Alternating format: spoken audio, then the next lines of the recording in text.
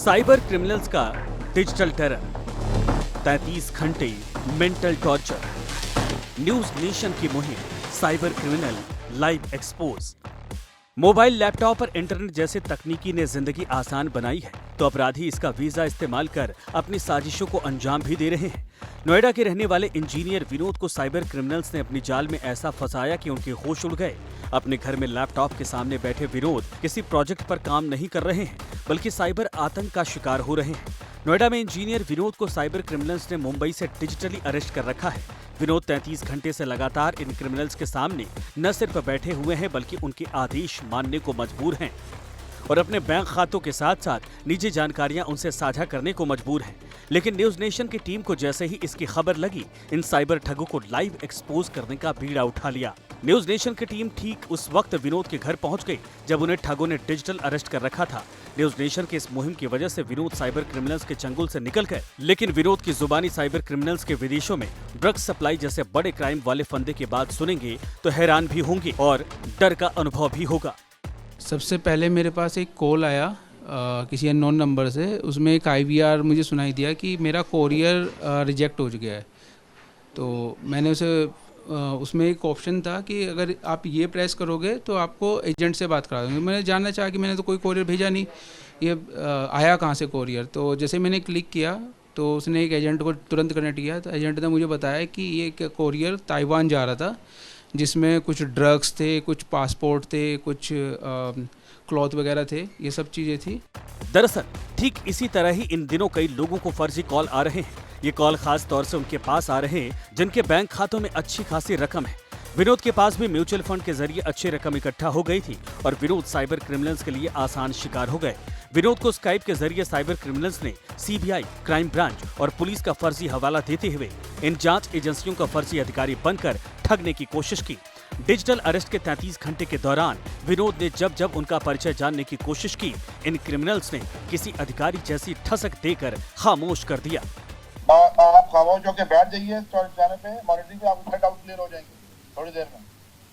ठीक है, मुझे आपको आंसर देने के लिए नहीं बैठे हुए यहाँ पे।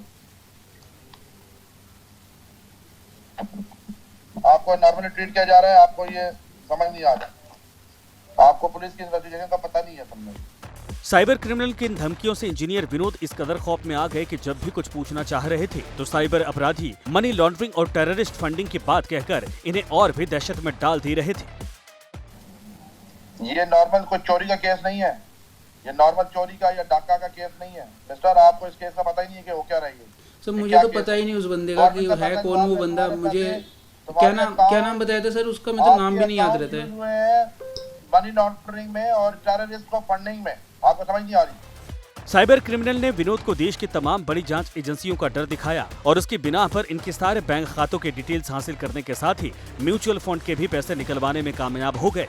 उसने मुझे कहा कि नहीं, ये मैटर जो है ये CBI का है, तो इसे CBI पर हम ट्रांसफ़र कर रहे हैं। फिर दूसरा बंदा मेरे से वहाँ से बात करता है पहले, और वो वायरलेस पे भी बात कर रहा था। ठीक है, वायरलेस का भी साउंड आ रहा था। तो मैं थोड़ा सा और उसमें आ गया कॉन्फिडेंस में कि नहीं, ये तो पुलिस ही है।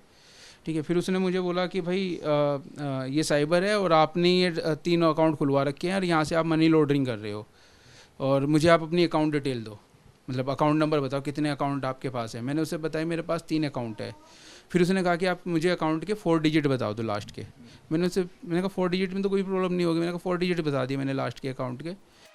विनोद को 33 घंटे तक साइबर क्रिमिनल ने डिजिटल अरेस्ट कर रखा था। जाहिर है इसी बीच घर वाले बेहद परेशान थे। क्या जेल भेजने की धमकी दे रहे हैं? हाँ, बोल रहे हैं अगर आपने किसी को बताया तो आपको 3 महीने की सज़ा हो सकती है और प्लस आपको कैश भी देना पड़ेगा। न्यूज नेशन की टीम ने अपने कैमरे में साइबर क्रिमिनल की वो हर एक बातें रिकॉर्ड की जिससे उनके मोडस ऑपरेंडी का पता चलता है। न्यूज नेशन ने ही पहल करते हुए नोएडा पुलिस के साइबर सेल को इसकी जानकारी दी। उसके बाद पुलिस विनोद के घर पहुंची और उनके बैंक खातों को फ्रीज किया। विनोद हैं, इनके लैपटॉप के साथ में इनको तकरीबन 33 घंटे तक बंधक बना कर रखा, तमाम बैंक खातों की जानकारी ली और मनी लॉन्ड्रिंग के साथ साथ ड्रग की सप्लाई के केस में फंसाने की बात कही गई थी। फिलहाल शुक्र इस बात का है कि इनका पैसा बच गया है। साइबर क्राइम पुलिस मौके पर पहुंची और अब पूरे मामले की इन्वेस्टिगेशन कर रही है। वीडियो जर्नलिस्ट संजय कुमार के साथ अमित चौधरी, न्यूज़ नेशन, नोएडा।